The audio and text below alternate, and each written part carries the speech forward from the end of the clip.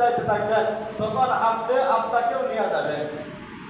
দুনিয়াতে যদি কোনো মানুষ যদি উলামায়ে কেরামের সাথে সম্পর্ক রাখে, ভালো সম্পর্ক থাকে, কাল কিয়ামতের দিন যখন হাসরের ময়দানে উলামায়ে কেরামকে যখন আল্লাহ তাআলা বলবেন যাও তুমি জান্নাতে চলে যাও, তখন আপনিও ওই উলামায়ে কেরামকে আপনি বলতে পারবেন যে দুনিয়াতে তো আপনার সাথে আমার ভালো সম্পর্ক ছিল, আজকে আমাকে জাহান্নামে রেখে আপনি জান্নাতে চলে যাবেন।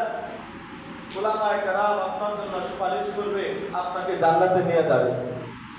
এজন্য উলামায়ে কেরামদের কাছে, উলামায়ে কেরামের সাথে ভালো সম্পর্ক রাখা, তাদের কাছে জানা কিভাবে চলাফেরা করলে জান্নাত পাবো, কিভাবে চলাফেরা করলে জাহান্নাম থেকে মুক্তি পাবো, এগুলা পরামর্শ করা, সর্ব অবস্থায় এগুলা পরামর্শ করা। আসলে ভাই দুনিয়াতে আমরা আসি সামান্য সময়ের জন্য আসি। যেরকম ভাবে একটা মুখ, উলামায়ে কেরামরা উদাহরণ দেন যে একটা মুখ যখন জ্বালাইয়া দেওয়া হয়, এই মুখটা যেরকম ভাবে আস্তে আস্তে সেটা শেষ